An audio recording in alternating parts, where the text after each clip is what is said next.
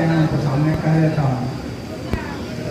और इधर विगत कुछ दिनों में जो आते हैं उसको ही मैं करता हूँ, या फिर कुछ बहुत ही ज़्यादा महत्वपूर्ण हो प्रदान करें तो कहाँ जाएंगे। तो शुरुआत करता हूँ मैं एक ऐसी चीज़ से शुरुआत कर रहा हूँ जो कि बहुत लोगों को प्रभावित करता है पूरे विश्व में। कुछ वास्तविकता भी होती है, कुछ भ्रम भी होता है, और हिंदू समाज में बहुत ही ज़्यादा यह भ्रम है। इसके कारण क्या करते हैं, भूत प्रेत का वहम होता है तो वे मजारों में घूमते हैं। तो एक जिज्ञासा ऐसी पढ़ाई है श्रवण यादव जी की तरफ से, तो कहते हैं कि भूत प्रेत भगाने के लिए उपाय क्या है। हमारे धर्म में बहुत लोग मजार के चक्कर में फंस जाते हैं, तो ये समस्याएं बहुत ज़्यादा होती हैं। तो लोग मज़ारों के यहाँ चले जाते हैं, सोचते हैं कि वहाँ जाएंगे तो कोई वही बाबा है जो है भी नहीं, जो खुद ही मर चुके हैं, खुद ही भूत हो गए हैं, उनके यहाँ जाके भूत जड़ाने की कोशिश करते हैं और फिर वहाँ जो है इस्लाम के चक्कर में फंस जाते हैं। और वे लोग एक लिंक बन जाता है, वे आपके घर आते हैं और आपको अपने धर्म से हटा देते हैं। वो कहेंगे नमाज पढ़ने लगिए, फिर वे कहेंगे कि जो यहाँ पर आपने देवी देवताओं की मूर्तियाँ लगा रखी है या तस्वीरें, उसको हटा दीजिए। और फिर जो है हालत ये हो जाएगी कि वो कहेंगे कि आप जो है धर्म परिवर्तन कर दीजिए, यहाँ तक की स्थिति आ जाती है। तो इसका सरल उपाय मैं बताता हूँ कि क्या करना है। मैंने इस पर बहुत प्रयोग किए हैं और अब तक एक भी असफल नहीं रहा है, और बहुत सिंपल है, आप लोग भी अपने घर में कर सकते हैं। मैं एक छोटी सी घटना सुनाता हूँ यहीं की। एक सज्जन आए थे, तो उनकी जो लड़की थी उसको दिक्कत होती थी, उसको लगता था कि भूत प्रेत आ गया। कई जगह जाते थे मज़ारों में और उसको छुटकारा अभी नहीं हो रहा था। ओझा शोभा के यहाँ जा रहे थे, वे पैसे भी बहुत ले रहे थे। तो मुझसे कहे, यहाँ भी आए थे ब्रह्म बाबा के, उसमें सोच रहे थे कि ये ब्रह्म बाबा जो है वो भूत भगाएंगे, तो इसलिए आए थे। तो खैर मुझसे संपर्क किया तो मैंने कहा कि देखो ऐसा कुछ नहीं है, तुम कभी ये देखते हो कि कभी बूढ़ी औरतों को भूत पकड़ता है? तो कहा कि नहीं, देखा नहीं मैंने। तो मैंने कहा यही बात है, तुम ऐसा करो कि इस लड़की को खूब नहलाओ ठंडे पानी से, इतना नहलाओ कि ये कांपने लगे और इसका भूत उतर जाए। उसने ऐसा ही किया और भूत उसका उतर गया। असल में जो भूत हम लोग समझते हैं, भूत प्रेत, ये जो है इनको कहा जाता है कि वायु तत्व के हैं, और इसका वायु तत्व का संबंध जल तत्व से हो जाता है। वह ठंडा होना चाहिए। किसी भी प्रकार का भूत प्रेत पकड़ रहा हो, आप उसे नहलाइए निसंकोच, और तब तक नहलाइए जब तक आप कांपने न लगे, और आप देखेंगे उसका भूत उतर गया। ऐसा 3-4 बार कर देंगे तो फिर सदैव के लिए भूत की जो प्रक्रिया है उसे छुटकारा मिल जाएगा। ये साधारण सा मैंने आपको कह दिया, और अक्षरशा इसको आप करके देखिएगा, पाएंगे कि ऐसा ही होगा। अब इसके बाद थोड़ा सा गंभीर विषय पर और आते हैं। ये श्री विनोद यादव जी की तरफ से जिज्ञासा है, और यहाँ बैठे हुए कुछ जो गंभीर चिंतन करने वाले हैं उनके लिए यह बहुत ही महत्वपूर्ण होगा। इनकी जिज्ञासा यह है कि नाद और अनहद नाद में क्या अंतर है, तथा इसका संगीत और जीवन से क्या संबंध है, अध्यात्म से क्या संबंध है। तो जो संगीत में रुचि रखते हैं वे जानते हैं कि नाद जो है वह मधुर ध्वनि होती है, एक विशेष लय पर चल रही होती है।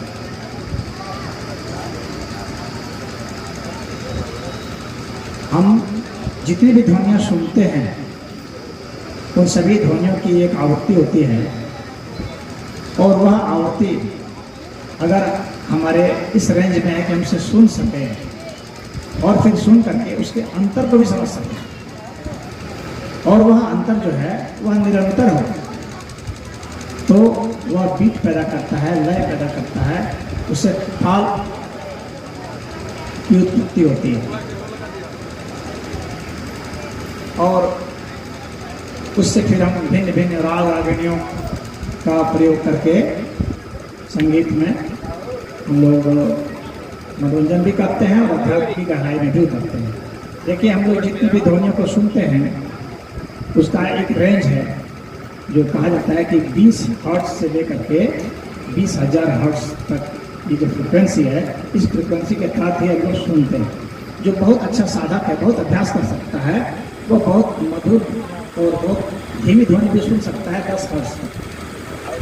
20 हर्ट्ज से नीचे की जो ध्वनि है, वही जो भी थोड़ी देर पहले भूत प्रेत की बात कर रहे थे ना, तो जब 1918 हर्ट्ज की फ्रिक्वेंसी जब व्यक्ति को सुनाई पड़ने लगती है ना, तो उसको लगता है कि भूत प्रेत है।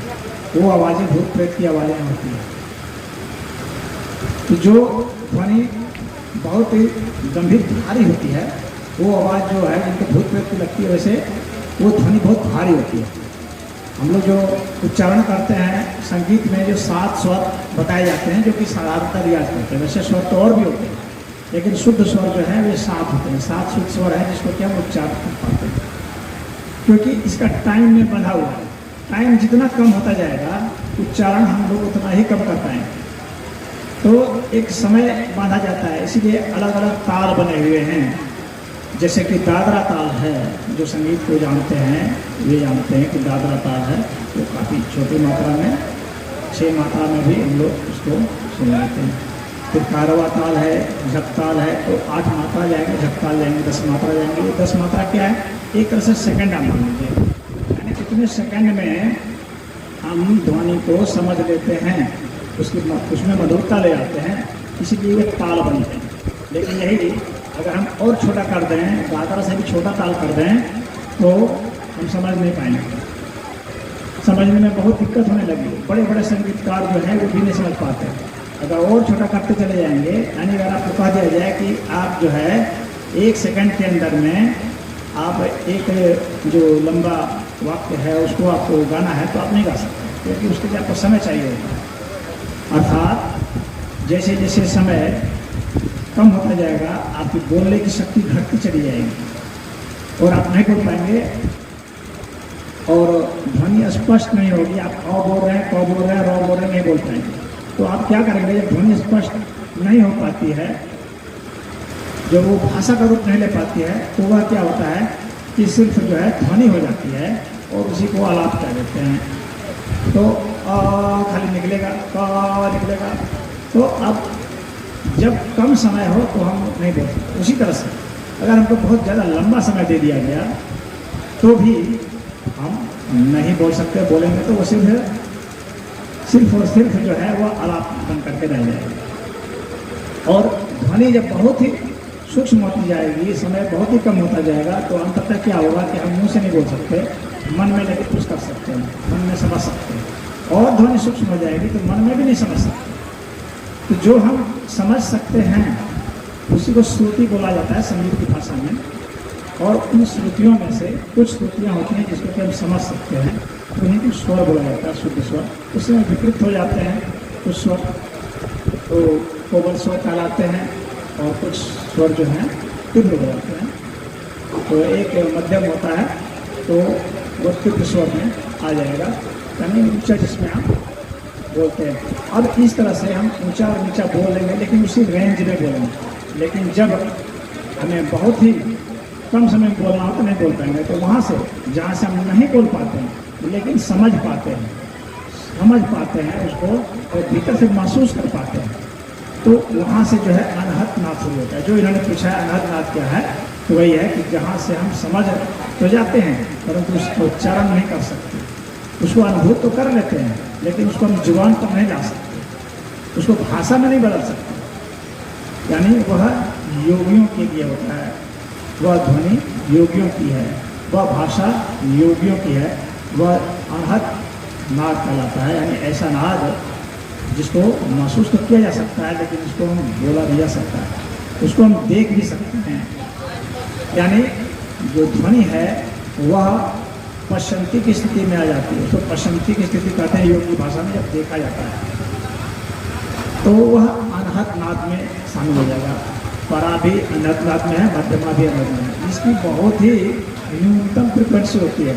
जब ध्यान में हम लोग जाते हैं तो ध्यान में देखिए जो डेल्टा तरंगे हैं, यानी जो 1 से 4 हर्ट्ज फ्रिक्वेंसी है, तो यह जो है ये बहुत ही सूक्ष्म ध्यान है। इतना सूक्ष्म ध्यान है कि करीब करीब यहाँ सुषुप्ति अवस्था यानी घोर निद्रा की अवस्था होती है, तो डेल्टा फ्रिक्वेंसी कहते हैं। इतना सूक्ष्मता से हम ध्वनि को महसूस करेंगे, इतनी सूक्ष्म ध्वनि को कि वह करीब करीब नींद के करीब पहुंच जाए, तो वह सूक्ष्म ध्यान है, वह ध्यान साधना में प्रयुक्त होती है वह ध्यान।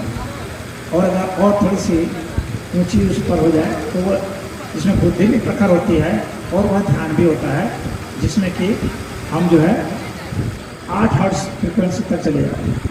और जैसे जैसे फ्रिक्वेंसी बढ़ती जाती है, हम उसकी लंबाई बढ़ती चली जाएगी, समझ भी बढ़ती चली जाएगी, परंतु होगा क्या कि हम सूक्ष्म से स्थूल में आ जाएंगे। इस तरह से ये फ्रिक्वेंसी है। बाद में थीटा तरंगे हैं और अल्फा तरंगे हैं जो कि और स्थूल हो जाती है, और गामा तरंगे हैं जो कि बहुत स्थूल जाती है। ये दिमाग की तरंगे हैं, ब्रेन वेव्स हैं, जिसको कि आंका है हमारे वैज्ञानिकों ने और हम लोगों को बताया है कि इसी तरह की तरंगे। लेकिन हमारे जो ऋषि मुनि थे उन्होंने इसी को समझा है और उसको उन्होंने बराबर अलग अलग शब्दों में कहा है, जो वैज्ञानिक शब्दावली भले ना हो लेकिन यौगिक शब्दावली जरूर है।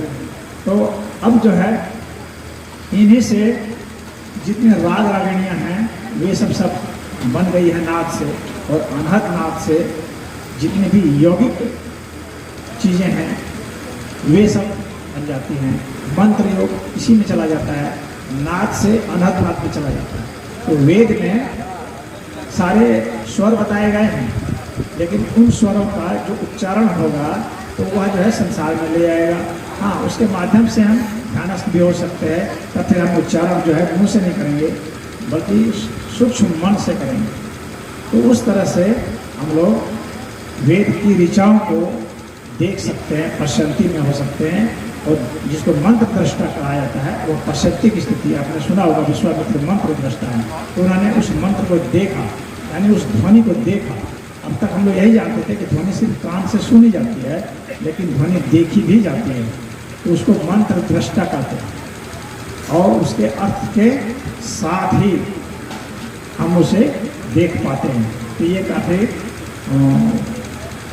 गंभीर बातें थी जो मैंने किसी अर्थ में कही, जो इसमें समझदार थे, जो ध्वनि पर ज़्यादा शोध कर रहे हैं, जो कि मंत्र योग पर शोध कर रहे हैं, जो संगीत पर शोध कर रहे हैं, उनके लिए यह है कि वे किस तरह से उच्चारण करेंगे, कितना रेंज तक करेंगे। तो संगीत में सप्तक भी बना दिया जाता है कि कितने सप्तक तक आप जा सकते हैं, लेकिन बहुत ज़्यादा ऊंचा सप्तक होता है उसके बाद गला फट जाता है, क्योंकि हम लोग की गले की शक्ति सीमित है। और उसी तरह से बहुत गंभीर जब हो जाता है तो वह भी गला रूठ जाता है, क्योंकि वह शक्ति भी सीमित है। यानी लो की भी शक्ति सीमित है, हाई की भी शक्ति सीमित है, लेकिन अनहद नाद की शक्ति सीमित नहीं है, वो असीम है। अब इसके बाद जो है अगली जिज्ञासा लेते हैं।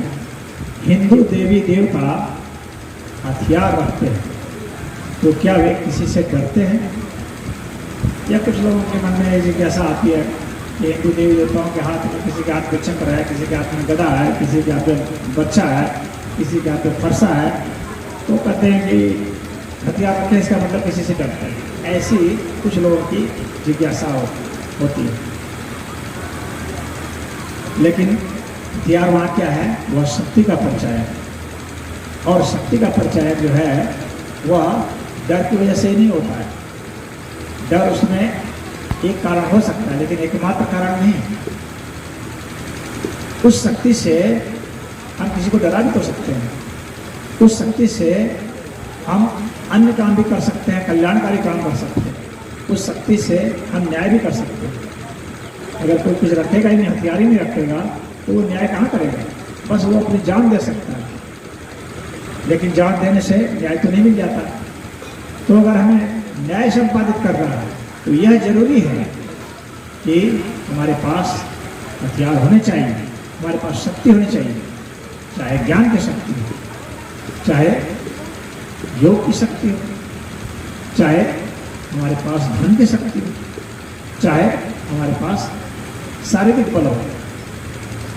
कोई भी बल तो बल ही होता है, और इन बलों से ही हम किसी की रक्षा भी करते हैं और न्याय करते हैं, और जो हमारे शत्रु हैं उनको हम विनष्ट भी करते हैं। जो कौम समाज हथियार नहीं रखता है वह लंबे समय तक नहीं टिक सकता। जो भी राज्य, जो भी देश हथियार नहीं रखेगा वो लंबे समय तक अस्तित्व बनाए नहीं रख सकता है। ये पूरा अस्तित्व जो है वो शक्ति से ही तो चलायमान है, उस शक्ति को कैसे कोई नजरअंदाज कर सकता है। और शक्ति के बगैर तो कोई बोल भी नहीं सकता, बोलने के लिए भी शक्ति चाहिए, सुन भी नहीं सकता, सुनने के लिए भी शक्ति चाहिए, देख भी नहीं सकता, देखने के लिए शक्ति चाहिए। तो हर गतिविधि के लिए शक्ति चाहिए होती है, यानी शक्ति जो है गति का कारण है, और गति जब होगी तो इसका अर्थ है कि हमारे पास शक्ति है तभी गति होगी। इसलिए हम लोग शक्ति के जो हैं आराधक हैं, उपासक हैं, तभी हम शक्ति के रूप में अपने देवी देवताओं को नामकरण किए हुए हैं।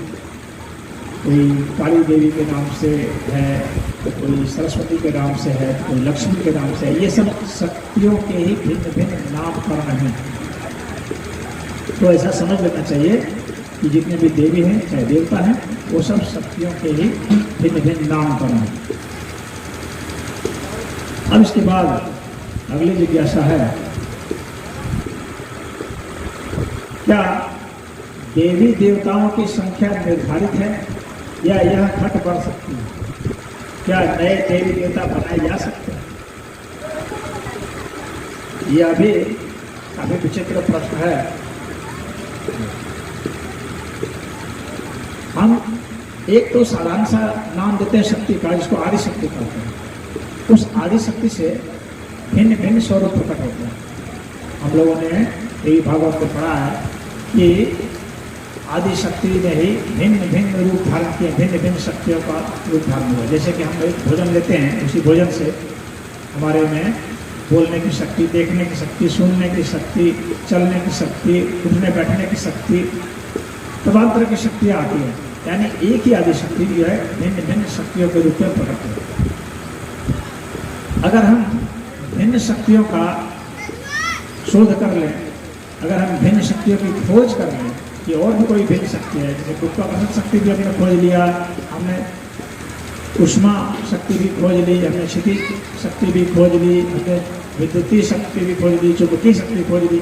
हम कोई और शक्ति अगर खोज लें तो जाहिर सी बात है कि हम तो उसका नामकरण कर सकते हैं।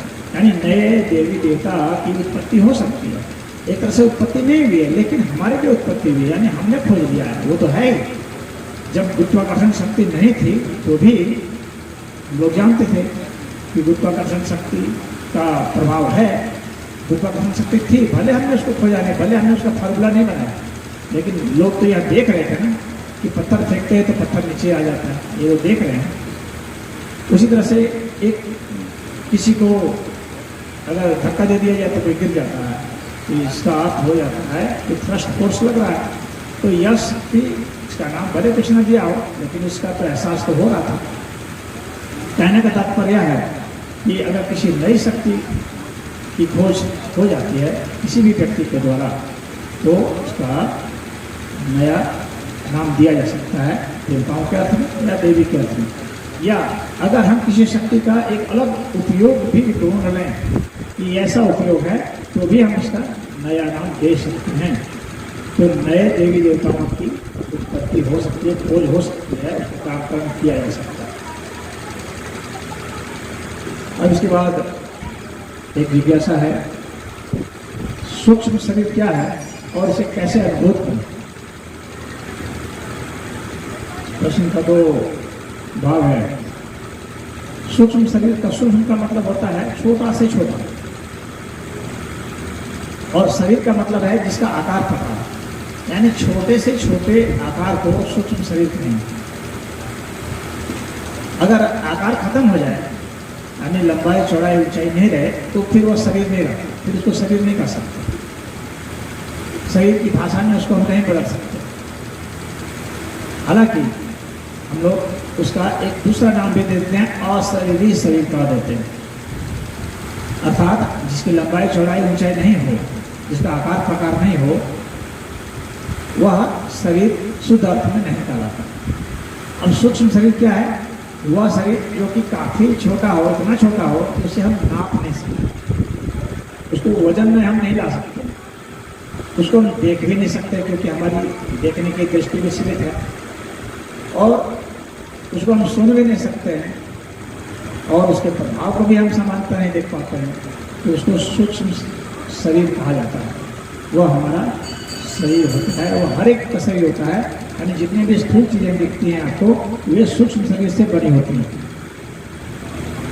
जैसे कि मान लीजिए आप एक रोटी बनाते हैं, तो उसमें आटे के कितने कण होते हैं? करोड़ों करोड़ों कण होंगे, तो जाकर के एक रोटी बनती है। तो वो जो छोटे छोटे कण हैं आटे के, वे जो है सूक्ष्म हो गए उसके रोटी के सूक्ष्म। लेकिन वह जो वो सूक्ष्म जो आटा का कण हुआ, अगर उसको भी हम इतना छोटा तोड़ दें कि वो हमें दिखाई नहीं दे, तो वह सूक्ष्म शरीर हो जाएगा। तो इसी तरह से हर शरीर का, जैसे मेरा भी आटे का होता है, उसी तरह से अपना, हमारा भी, किसी भी पेड़ पौधे का, सभी का भी सूक्ष्म शरीर होता है। और चूंकि वह सूक्ष्म इतना है कि हम देख नहीं सकते, तो होता क्या है कि हम लोग की जो कोशिका होती है, इसकी लंबाई चौड़ाई होती है, जिसको कि हम लोग माइक्रोस्कोप से देख लेते हैं। अब उसमें होगा क्या कि उसमें भी छेद होते हैं, किसी भी चीज़ में छेद होते हैं, पोर होता है, यानी वहाँ आकाश तत्व होता है। उस आकाश तत्व से कोई भी चीज़ निकल सकती है, तो सूक्ष्म आकाश तत्व तो वहाँ निकल जाती है, यानी सूक्ष्म शरीर उससे निकल जाता है। तो हम लोग का जो शरीर है, इसमें बहुत सारे छिद्र ही छिद्र हैं, रोमे रोमे में छेद है, हर कोशिका में छेद है, उस छेद से सूक्ष्म शरीर बाहर निकल जाता है। तो हम लोग के मर जाने पर शरीर बाहर निकल जाता है, हम लोग के जिंदा भी शरीर बाहर निकल जाता है। सूक्ष्म शरीर हम लोग का बाहर और भीतर दोनों ही आता जाता रहता है, यानी यह एक तरह से ऊर्जा जैसा है। ऊर्जा से भी सूक्ष्म है, क्योंकि ऊर्जा को तो लोग देख सकते हैं, इसको देख नहीं सकते, इसलिए सूक्ष्म शरीर का बहुत ही महत्व है अध्यात्म की भाषा में। लेकिन इसे हम अनुभूत कर सकते हैं, और इसे अनुभूत करने का यहाँ इसका दूसरा भाग है, इसे कैसे अनुभूत करें। तो इसे अनुभूत किस तरह से करेंगे कि अगर हम बैठे हुए हैं और लगातार सूक्ष्मता का चिंतन हमें करना है, कितना सूक्ष्म होता जा रहा है, कितना सूक्ष्म होता जा रहा है, एक ऐसी स्थिति होगी कि हम चिंतन नहीं कर पाएंगे, क्योंकि चिंतन जो हम मन ही मन जो विभाजन करते हैं, उसकी भी एक सीमा होगी, उसके बाद हम विभाजन नहीं कर पाएंगे। यानी हम कल्पना में भी विभाजित नहीं कर पाते हैं, परंतु उसमें होगा क्या, विभाजित भले नहीं कर पाएंगे, लेकिन हमें वहाँ पर टिके रहना है, उस जगह पर जहाँ कि हमको शरीर अब नहीं मिल रहा है, इतना सूक्ष्म हो गया है, इतना हमारा काल्पनिक विभाजन इतना सूक्ष्म हो गया है कि हम उसे विभाजित नहीं कर सकते, अब न उसे हम महसूस कर पा रहे हैं, विचारों से भी नहीं कर पा रहे हैं, और अन्य चीज़ों से तो करने की बात ही छोड़ दीजिए। तब क्या होगा, तब हमें एक दिव्य अनुभूति होगी, जो हमारे इंद्रियों से नहीं होगी, हमारे मन से नहीं होगी, हमारे मस्तिष्क से नहीं होगी, बल्कि बहुत सूक्ष्म इंद्रिय होती है, सूक्ष्म जगत है, उसका एक अलग भी है, हमें उससे अनुभूति होती है। तो हमारे में सूक्ष्म इंद्रियाँ भी होती हैं, जो इन इंद्रियों से अलग है, वे ही उसको अनुभूत करती हैं। उसको सूक्ष्म शरीर कहा जाता है। मरने के बाद वही सूक्ष्म शरीर हमारे शरीर से बाहर निकलता है, इसको कहते हैं कि आत्मा निकल गई। हालांकि वह जो आत्मा है वह सूक्ष्म आत्मा है, वह दिव्य आत्मा नहीं है। वह सूक्ष्म तो है, लेकिन है तो शरीर ही, वह भी आत्मा नहीं है, लेकिन आत्मा शब्द उससे जुड़ा हुआ है, बतलाने के लिए कि इसमें सूक्ष्मता है। हालांकि आत्मा शब्द देह से भी जुड़ जाता है, और तब हम कहते हैं कि यह देह आत्मा। तो ये जो सूक्ष्म आत्मा है वह हमारे शरीर से बाहर जा सकती है, और हमारे शरीर में प्रविष्ट भी हो सकती है, जिसको कहते हैं कि भूत का आवेश हो गया। तो वैसा प्रवेश हो जाता है, प्रवेश होने पर व्यक्तित्व बदल जाता है, और हम अपने शरीर सूक्ष्म शरीर को फैला दे सकते हैं, उसको विस्तार भी दे सकते हैं, यानी हम अपने को दूसरे के शरीर में भी पहुंचा सकते हैं, उसे दूसरे शरीर के भी सब तरफ मिला सकते हैं। दूसरे सूक्ष्म शरीर के भी संपर्क में उसको ला सकते हैं नॉलेज से। यूं तो बिना नॉलेज के वो अपने आप ही है संपर्क में, लेकिन हम नॉलेज से ला सकते हैं। और जब हम ऐसा करते हैं तो उससे संबंधित हमें बोध होता है, उसको हम इंस्पायर कर सकते हैं, उसको हम निर्देशित कर सकते हैं, उसको हम सिखा सकते हैं, उसको हम बहुत कुछ कर सकते हैं, उससे हमारा कॉन्टैक्ट हो जाता है। गुरु शिष्य का जो संबंध होता है वो इसी सूक्ष्म शरीर के माध्यम से होता है। वहाँ से दोनों के मध्य में अंत प्रेरणा से संवाद होते हैं। तो इससे सूक्ष्म शरीर का ऐसा महत्व है। और अगर समय होगा तो बताने का है। अब अगली जिज्ञासा है, ब्रह्मा कुमारी संस्था कहती है कलयुग कब होगा, जबकि शास्त्र कहते हैं कि यह कलयुग का प्रथम चरण है। शास्त्र के मुताबिक तो कलयुग का 4,30,000 वर्ष होता है, जिसमें कि अभी 5,500 के वर्ष के आसपास ही गुजरा है। भगवान कृष्ण द्वापर युग में थे, उनके बाद ही कलयुग की शुरुआत हो जाती है। तो अब इतने ही 5.5 वर्षों में ही युग बदल जाता है। जो समय अवधि बताई गई है उसको ब्रह्मा कुमारी वाले कह रहे हैं कि इस तरह से बदलाव हो जाता है। या तो शास्त्र के विरुद्ध अपना खुद का ही एक काल्पनिक शास्त्र रच देना हुआ, अपने मन से ही कुछ ना कुछ कह देना हुआ कि ये इतने वर्ष का होगा। इसके पीछे कोई पुख्ता आधार उनका नहीं होता है।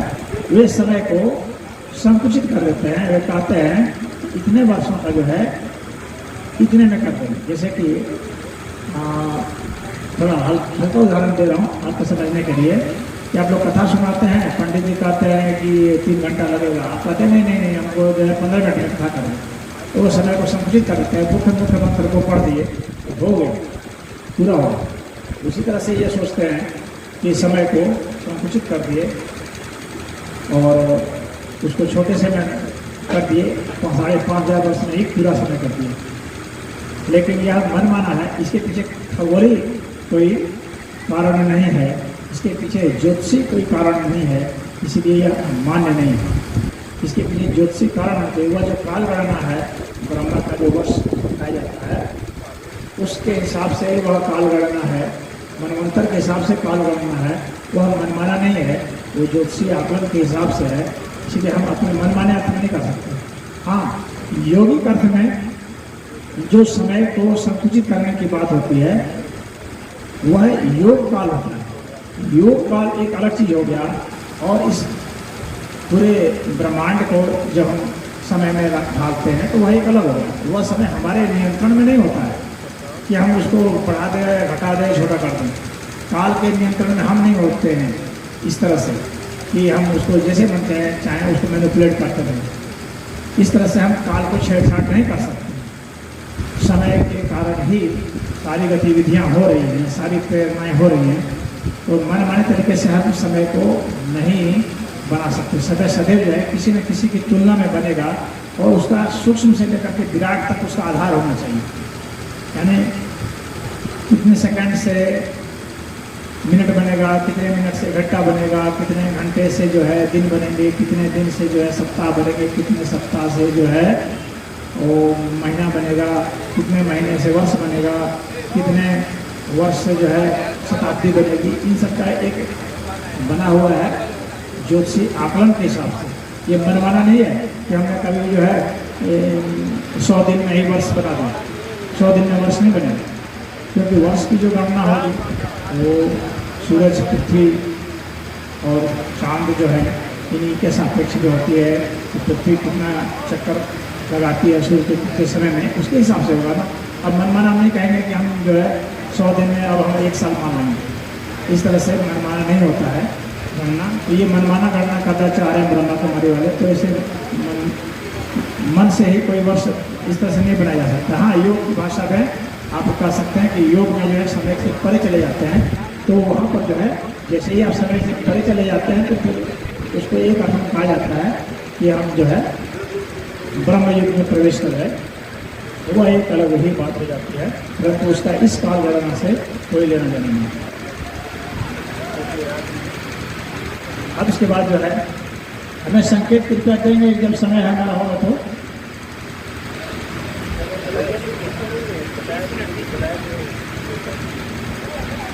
अब इसके बाद है जिज्ञासा, ब्राह्मण, पंडित, पुजारी और पुरोहित में क्या अंतर है?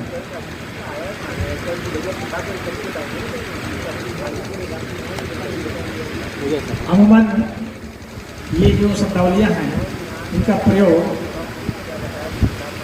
समानार्थक रूप में लोग करते रहते हैं, परंतु ये समानार्थक है नहीं। संस्कृत में जो भी शब्द है उसका एक विशेष ही अर्थ होता है और एक विशेष संदर्भ में ही होता है। उसको आप तोड़ तोड़ करके एक जैसा नहीं कर सकते। वास्तव में समानार्थक शब्द होता ही नहीं। दो शब्द कभी भी समान नहीं होते, दो इंद्रियां कभी समान नहीं होंगी, दो चीजें कभी समान नहीं होंगी, उसमें कुछ न कुछ अंतर अवश्य ही होगा। जैसे मान लीजिए कि दो अणु हैं, उदाहरण के लिए ले लेता हूँ, दो अणु हैं, ऑक्सीजन के दो अणु में होता है, तो दो अणु हैं ये समान नहीं है। क्यों? क्योंकि एक अणु जो है अलग स्पेस में है और दूसरा अणु अलग स्पेस में। एक अणु जो है अलग तरह से घूर्णन गति कर सकता है, दूसरा अलग तरह से घूर्णन गति कर रहा है, तो उनकी गति भी अलग हो सकती है। दूसरे प्रभाव में होगा, उसका स्पेस तो कम से कम अलग होगा ही होगा। एक ही स्पेस में दो चीज़ें नहीं हो सकती, इसीलिए कोई भी दो चीज़ सभी भी समान नहीं होती। अगर स्पेस अलग है तो व्यक्ति के ऊपर असर भी अलग होता है। जैसे जुड़वा भाई हैं, देखने में कैसे लग रहे हैं लेकिन एक वास्तव में नहीं होते हैं, उनमें भी अंतर होता है। हर चीज़ में अंतर होता है। जब भी दो चीज़ें होगा तो उसमें अंतर होगा ही होगा। तो जब भी दो शब्द हैं एक ही भाषा के तो उसमें निश्चित ही अंतर होता है। तो अब यहाँ समझते हैं ब्राह्मण का। ब्राह्मण उसको कहते हैं जो ब्रह्म ज्ञान को उपलब्ध है। और यह जो है ये जन्मना नहीं होता, जन्म से कोई ब्राह्मण नहीं होता। सदैव जो है कर्म से ही कोई ब्राह्मण हो सकता है। जन्म से ब्राह्मण होने से तब तो फिर तो ज्ञान का अपने आप स्वतः सिद्ध हो जाता है। फिर तो उसको तब की कौन आवश्यकता होती है? कोई आवश्यकता नहीं होगी। लेकिन ऐसे तो कभी नहीं होता है कि जन्म से कोई ज्ञानी हो गया। जन्म से कभी कोई ज्ञान नहीं हो सकता, सदैव कर्म से ही हो सकता है। इसलिए भगवान ने ब्राह्मण को या किसी भी वर्ण को, चाहे क्षत्रिय चाहे वैश्य, उन सभी को बताया है कि यह स्वभाव से है। चातुर्वर्ण्यम या सृष्टम गुण कर्म विभागशः। चारों वर्ण जो है ब्राह्मण क्षत्रिय वैश्य शूद्र, ये हमारे द्वारा ही रचे गए हैं और गुण और कर्म के हिसाब से हैं। यानी गुण और कर्म से आप जो हो जाए उनमें से।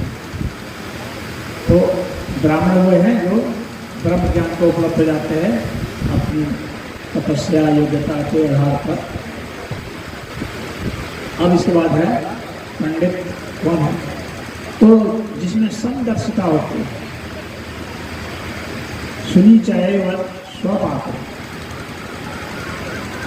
ये जो कुत्ते हैं या चंडाल हैं, इनके बीच में जो समदृष्टि रखता है उसको कहते हैं भगवान। युवा जो है पंडित, पंडित जो है वह है जो समदर्शी है। जिसमें समदर्शिता नहीं है वह पंडित नहीं है। ऐसा नहीं है कि उसने बहुत सारे शास्त्रों का अध्ययन कर लिया तो उसको पंडित कर देते हैं। आम बोलचाल की भाषा में लोग बोल देते हैं, लेकिन उसका शास्त्रीय अर्थ वह नहीं है, उसका वास्तविक अर्थ वह नहीं है। अब इसके बाद है पुजारी। पुजारी वह है जो पूजा करता है। और पूजा पाठ हो गया तो कोई इष्ट होगा और उसकी कोई विधि होगी, कोई अनुष्ठान होगा जिसके अंतर्गत वह करेगा और किसी ध्येय के साथ वह करेगा। तो किसी ध्येय के साथ अपने इष्ट के लिए एक विशेष अनुष्ठान में, एक विशेष तिथि को, विशेष दिन, विशेष मुहूर्त में जो किया जाता है इष्ट कामना के लिए, उसको पूजा का त्याग करने वाला जो होता है वह पुजारी होता है। पुजारी का एक अर्थ पूर्णता भी होता है, पूर्णता की ओर जब हम चलते जाते हैं तो हम श्रेष्ठ पुजारी हो सकते हैं। लेकिन यह विधि अनुष्ठानिक ही होती है, अनुष्ठान से ही शुरू होता है। यानी इसकी जो विकास यात्रा है वह कर्मकांड से ही होती है। कर्मकांड से होते हुए, उपासना कांड से होते हुए, ज्ञान कांड होते हुए अंत में वह ज्ञान से परे केवल अवस्था को प्राप्त होता है। तो इनकी यात्रा विकास की इस तरह से चलेगी पूरा। अब इसके बाद पुरोहित शब्द है। पुरोहित का मतलब जो कि आगे बढ़ करके कुछ करता है। एक तरह से वो नेतृत्व होता है, एक तरह से वो मध्यस्थता करने वाला होता है, जो आगे बढ़ करके कुछ कार्य कर देता है आपके लिए। जिस कार्य को आप अपने ढंग से नहीं कर सकते हैं, उस कार्य को वह आपके लिए कुछ कर देता है। जैसे कि आप कोर्ट में बहस नहीं कर सकते तो वकील आपके लिए बहस कर देता है। तो कानून के यहाँ पर जो वकील है वह आपका जो है वह पुरोहित कहलाएगा, क्योंकि वह आपका काम वहाँ कर देगा। उसी तरह से धर्म की भाषा में अगर देखा जाए तो जो आपका काम कर देता है क्योंकि आप नहीं कर सकते हैं और अच्छे भाव से करता है, नेक नियत से करता है, आपके कल्याण के लिए करता है, वह पुरोहित होता है।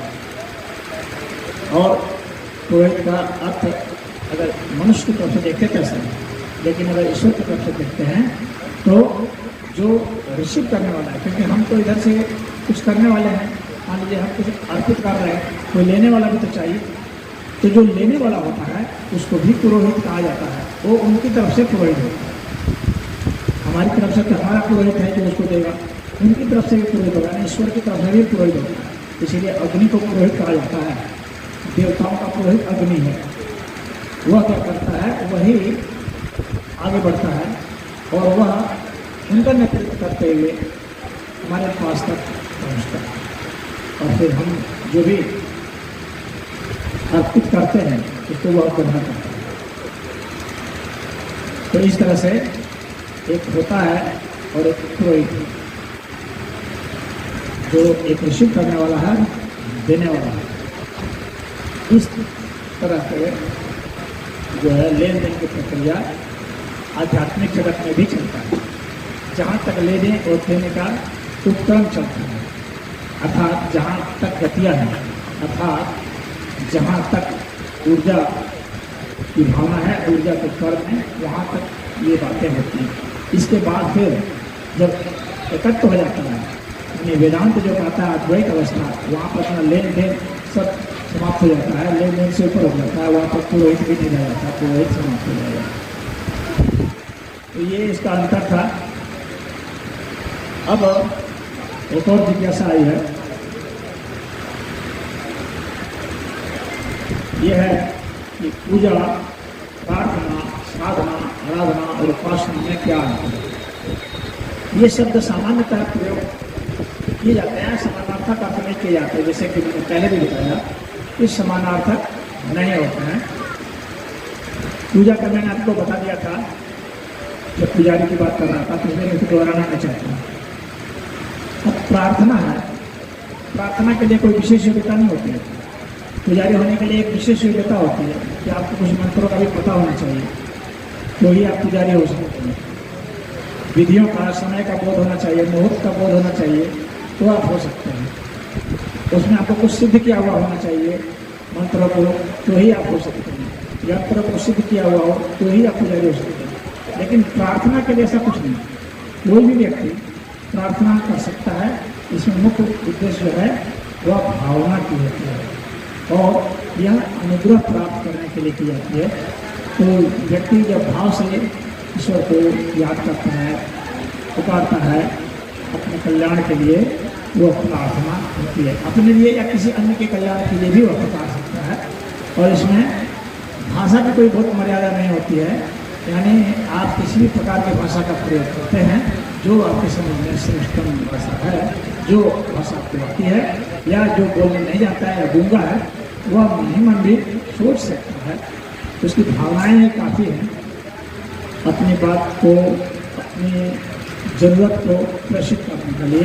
वह प्रार्थना है। तो प्रार्थना कोई भी कर सकता है। इसमें भाषा का भी कोई बहुत मतलब नहीं होता है, यानी प्रार्थना जो है पशु पक्षी भी कर सकते हैं, कोई भी प्राणी कर सकता है प्रार्थना,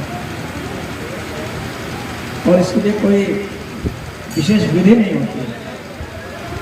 आप अपनी विधि खुद इसमें उत्पन्न करते हैं, आपके द्वारा स्वतः जो प्रेरणा होती है वही होती है। ये प्रार्थना का बहुत ऊंचा स्थान है। अब इसके बाद है साधना। साधना जो है वह लौकिक और अलौकिक दोनों ही प्रकार की होती है, लेकिन मुख्यतः जो है यह अलौकिक साधना के अर्थ में प्रयोग होता है।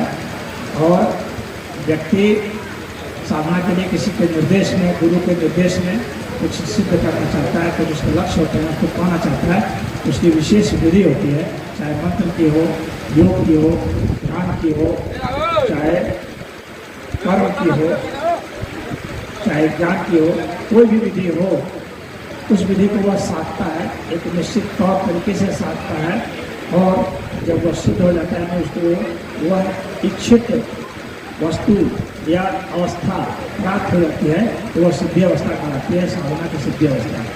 वह सिद्धि अवस्था लौकिक भी हो सकती है, यानी सांसारिक भी हो सकती है, और पारलौकिक हो सकती है, यानी संसार से परे भी हो सकती है, आध्यात्मिक जगत के लिए भी हो सकती है, जहाँ उसका इस संसार की किसी वस्तु या किसी अवस्था से कोई लेना देना नहीं है, उसके लिए भी कर सकता है।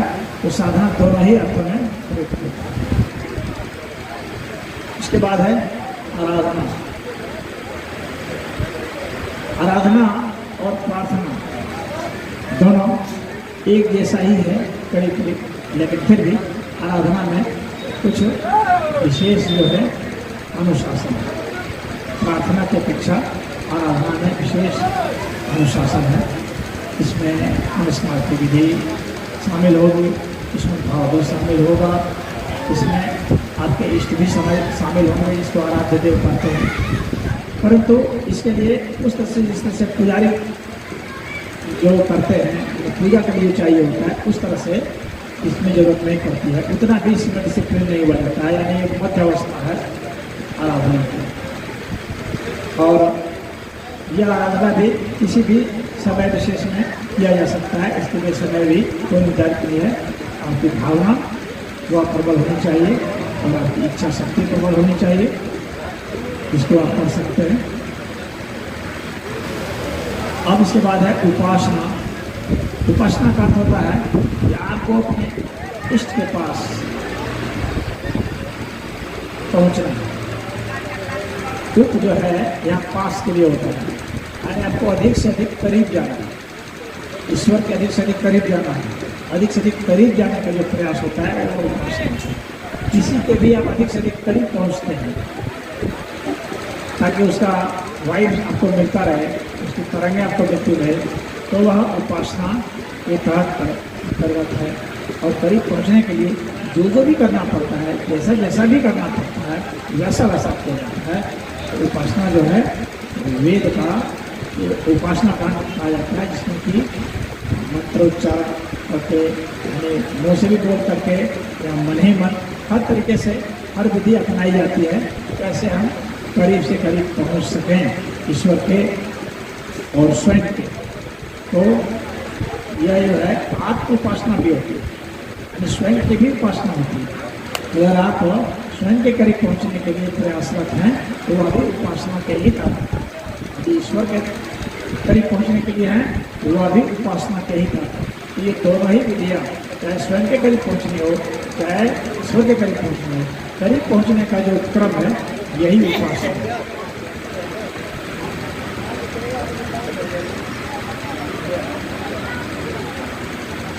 तो आज आप लोगों का जो सहयोग रहा इतने तक कार्यक्रम के लिए, उसके लिए बहुत बहुत धन्यवाद है। और जो भी जिज्ञासाएँ थी उसको मैंने अपनी बुद्धि के अनुसार, अपने अनुभव के हिसाब से उत्तर दिया। और आगे जो भी जिज्ञासाएँ आएंगी तो फिर व्यक्तिगत जो मिलते हैं उनसे मैं व्यक्तिगत ही हल कर लेता हूँ। और जो मुझे लगता है कि सबके हित का है, उसमें जो महत्वपूर्ण होता है उसको नोट कर लेता हूँ, फिर अगले साल ही मुलाकात हो पाएगी, या कहीं और कार्यक्रम कभी होता है कहीं, तो वहाँ भी मैं बता दिया करता हूँ। तो आप लोगों ने इतना गौर से सुना, इसके लिए आप लोगों का बहुत बहुत धन्यवाद। हरिओम। प्रिंसिपल सदगुरु भगवान की